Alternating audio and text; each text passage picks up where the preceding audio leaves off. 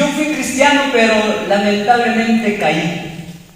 Lamentablemente pequé. Y desde ahí no puedo levantarme. Desde ahí no he podido levantarme.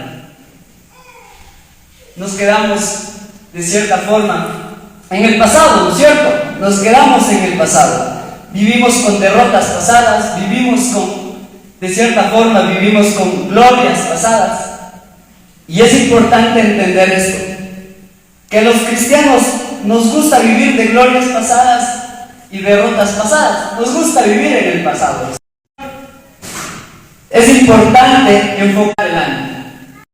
Es importante enfocarnos en lo que está adelante. Ya no seguir el pasado o ya no seguir con lo que fuimos, sino más bien enfocarnos en lo que vendrá.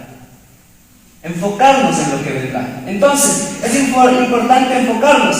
Entonces, de cierta forma, hemos vivido en los errores del pasado, en pecados que hemos cometido, en malas decisiones que hemos tomado en algún instante de nuestra vida. Eso ya no podemos cambiar. Eso ya no se puede cambiar. Pero si nos enfocamos, podemos cambiar los días que vienen por delante. No podemos cambiar, pero sí podemos cambiar las cosas que vienen por delante. Pero para eso es que debemos enfocarnos ahora, hoy. Entonces, vemos que de cierta forma, aún si nos hemos equivocado, incluso el día anterior, no sé qué pasó o qué hicieron el día anterior, el día de ayer, ¿qué hicieron? Y si el día de ayer incluso cometieron un error, incluso tal vez posiblemente incluso cayeron en pecado, el Señor hoy nos ha dado una oportunidad para estar aquí. El Señor hoy nos ha dado una oportunidad para estar aquí vivos y estar aquí en este lugar. Y es porque el Señor tiene un propósito con nosotros. Quiero que me acompañen en Filipenses 3:14. Filipenses 3:14 dice: prosigo a la meta, al premio del supremo llamamiento de Dios en Cristo Jesús. Les repito, dice, prosigo a la meta. ¿Cierto? Prosigo a la meta. Al premio del supremo llamamiento de Dios. Para enfocarnos en lo que está por delante, es importante establecer metas. Y es por eso que decía, ¿cuántos de ustedes al inicio de año en algún momento se han puesto metas? Se han puesto proyectos. Prosigo a la meta, y para llegar y de cierta forma para enfocarnos en lo que está por delante es importante establecer metas, ¿no es cierto? Prosigo a la meta. Es importante tener metas porque el premio está en la meta, ¿no es cierto? Hay cristianos que no tienen metas y son cristianos y no disfrutan de sus propios premios. Es importante tener una meta, ¿no es cierto? El premio está en la meta.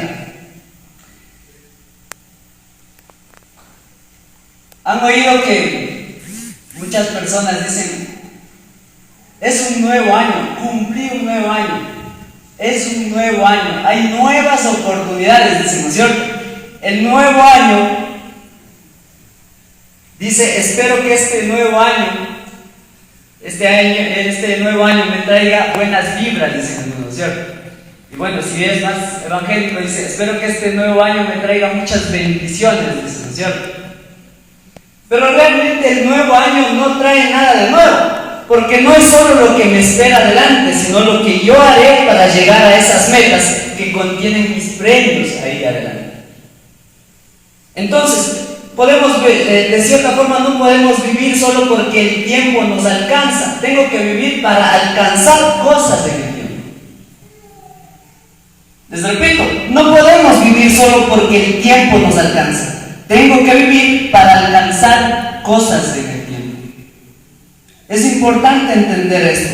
Entonces, no es solo vivir por vivir, sino alcanzar cosas en el tiempo. Importante entender eso. Entonces, es importante como cristianos ponerse metas. Ponerse metas es importante como cristianos. Pero los cristianos dicen, ¿cómo puedo llegar a la meta si tengo que pagar deudas, si tengo problemas familiares? ¿Cómo puedo llegar a la meta? Muchos de nosotros decimos, ¿cómo puedo hacer eso? Porque no tengo dinero, incluso tengo muchas deudas. Y ese es el gran problema del cristiano, ¿no es cierto? Ser víctimas. No puedo porque soy pobrecito, no puedo porque tengo muchos problemas, no puedo porque no tengo la suficiente fuerza. Y es el problema del cristiano, ¿no es cierto? Es porque de cierta forma, ese es el gran problema del cristiano, porque de cierta forma es porque pensamos que el escudo de la fe que nos habla en la Biblia, que nos dice en la Biblia, que el escudo de la fe es para protegernos, que el diablo no nos haga daño. Muchos pensamos simplemente eso, que el escudo de la fe que habla en la Biblia simplemente es para protegernos. Y no es solo para protegernos, más bien, no estamos llamados solo a defendernos, estamos llamados para atacar hasta cierto punto todo lo que en este momento el mundo nos está ofreciendo.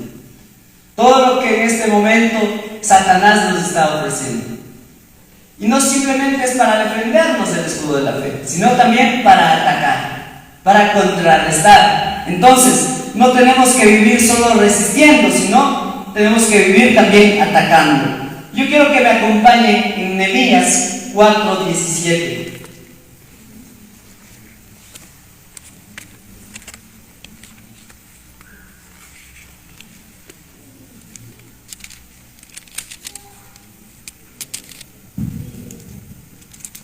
Nehemías 4:17.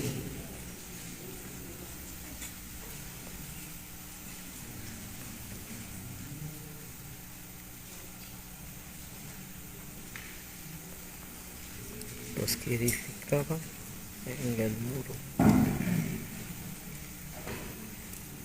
Nehemías 4:17. Y aquí nos habla de cierta forma de Nehemías cuando estaba construyendo de cierta forma allí con el pueblo de Jerusalén, y de cierta forma dice que de cierta forma Nehemías iba construyendo, dice que en una mano tenía la espada y que en la otra mano, mientras con la otra mano iba construyendo el muro de Jerusalén.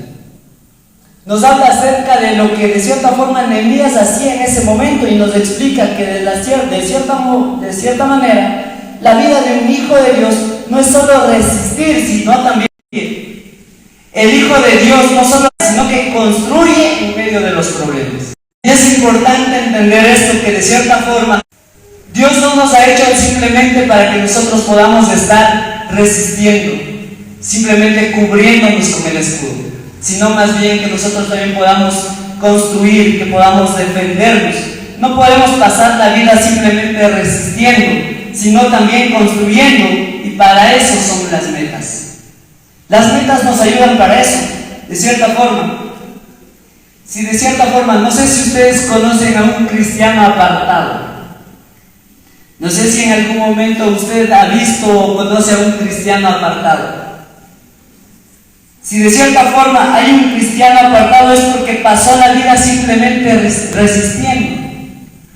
Simplemente se dedicó a resistir y a cubrirse con el escudo, pero con la otra mano no empezó a construir, no empezó a prepararse, no empezó de cierta forma a también atacar. Entonces, de cierta forma, porque pasamos diciendo nosotros, no, de cierta forma pasamos diciendo, resistamos al diablo, resistamos al mundo. Y es más fácil vivir criticando, ¿no es cierto? Posiblemente las personas que viven simplemente resistiendo y no hacen nada a favor de la iglesia, o no hacen nada a favor de la sociedad, o no hacen nada a favor del gobierno, simplemente pasamos criticando, ¿no es cierto? Y esa es la resistencia que ponemos, y esa es la resistencia que vivimos y decimos y vivimos victimizados, ¿no es cierto? De que simplemente estamos siendo atacados y no hacemos nada para disipular a la gente, y no hacemos nada para que nosotros podamos construir a una nueva iglesia, para construir un nuevo gobierno, para construir una nueva sociedad. No hacemos nada, simplemente seguimos resistiendo. Entonces, la iglesia no está llena de gente buena, sino está llena de gente nueva. ¿No es cierto? Muchos dicen, ok, estás en la iglesia, pero ¿y qué? No eres perfecto, sigues en el mismo pecado, sigues en los mismos problemas. Pero en la iglesia no está gente buena, sino está gente nueva. ¿No es cierto? Somos nuevos de cierta forma. Entonces, yo me imagino, que se imaginen esto. Está mirándonos a nosotros y está diciendo, mira, dice que Él es el Hijo de Dios. Dice que Él tiene el Espíritu Santo. Dice que Él tiene al Dios. Y aún así me tiene. Y es así que pasa de cierta forma cuando Satanás está mirándonos y nosotros pasamos simplemente resistiendo. ¿No es cierto? Dice que es el Hijo del Rey. Dice que tiene el Espíritu Santo, pero aún me sigue teniendo miedo a mí. ¿No es cierto? Entonces, pero yo quiero que de aquí hoy podamos salir con algo. Hoy quiero que de aquí podamos salir ya con la mentalidad no simplemente de resistir, no con la mentalidad simplemente de cubrirnos con el escudo, sino más bien que podamos resistir al diablo, pero a pesar de eso también podamos salir para construir. Construyamos para el reino, porque con una mano se construye y con la otra mano se pelea. Entonces, importante eso. Es por eso que somos tibios a veces nosotros en la fe, porque simplemente estamos cubriéndonos, simplemente estamos de un lado, pero el otro lado simplemente está descansando. Y es por eso que somos tibios en la fe. Es por eso que venimos solo los domingos a veces, ¿no es cierto? Es por eso que simplemente venimos los domingos. La iglesia dice que tenemos reuniones los martes, reuniones los jueves, ¿no es cierto? Los hermanos de la música tienen los miércoles, pero hay muchos de nosotros que simplemente venimos los domingos, y es por eso que somos muy tibios en la fe. Estamos acostumbrados solo a resistir, pero el Señor de cierta forma en este momento dice, resiste, pero también construye. Entonces, ahora, ¿cómo vamos a enfocarnos en las metas? Ok, posiblemente ustedes digan, ok, sí, ya tengo metas, está bien, voy a concentrarme y enfocarme en las metas. Pero ¿cómo me voy a enfocar en las metas? El enfoque depende de dos cosas. El enfoque depende de la perseverancia y de la pasión. El enfoque depende de estas dos cosas, de la perseverancia y de la pasión. ¿Qué es perseverancia? Ser disciplinado, ¿no es cierto? Es ser constante en lo que hace. Es la perseverancia, ¿no es cierto? ¿Y la pasión qué es? Es ese fuego que lo alimenta a diario con la palabra y con la intimidad con Dios. Perseverancia y pasión. Mantener estas dos acciones, mantener estas dos cualidades hace que nosotros podamos enfocarnos en las metas. Hay muchas personas que dicen, ok, él es disciplinado, él es muy responsable, pero no hace nada. ¿Por qué? Porque no tiene pasión. Y se le pierde la pasión. ¿Por qué? Porque no está en constante intimidad con el Señor, porque no está en constante intimidad con la palabra. No perdiste la pasión, es que dejaste de orar. No es que perdiste la pasión, no es que tu pasión disminuyó, sino es que disminuyó tu búsqueda con el Señor. Entonces, dejaste de leer la palabra, ¿no es cierto? Dejaste de tener una intimidad con el Señor. Y a veces dices, no escucho a Dios, no escucho al Señor. Entonces puedes leerlo, ¿no es cierto?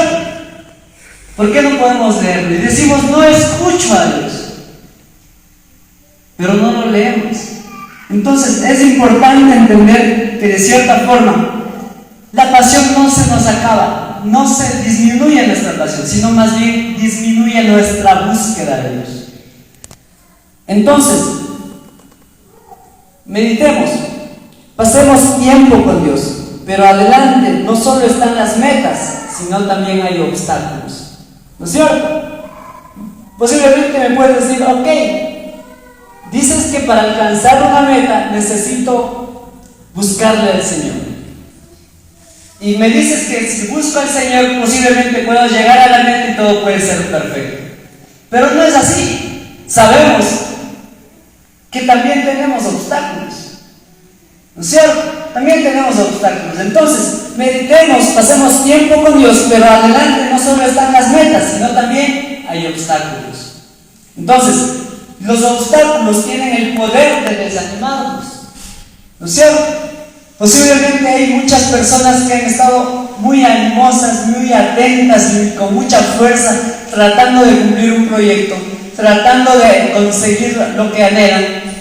Posiblemente por un obstáculo se han desanimado. Y el desánimo no es un pecado,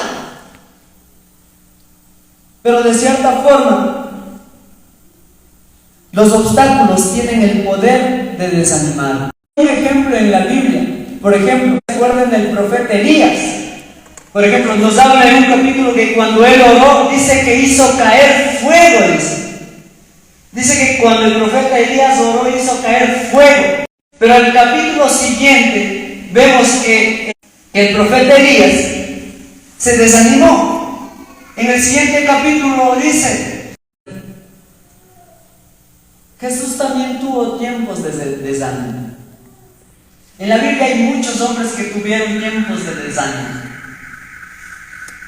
El problema no es el desánimo, sino no cobrar ánimo cuando estoy desanimado. El problema no es el desánimo, el problema es abrazar el desánimo. ¿No es cierto? Se desanimó porque se cayeron sus proyectos. Pero yo quiero en este momento decirles que es permitido desanimarse. Es permitido desanimarse, pero es obligatorio volver a tener ánimo. Es obligatorio volver a cobrar ánimo. Entonces, porque los planes de Dios siguen siendo intactos para sus hijos. Los planes de Dios siguen siendo intactos para sus hijos. Entonces,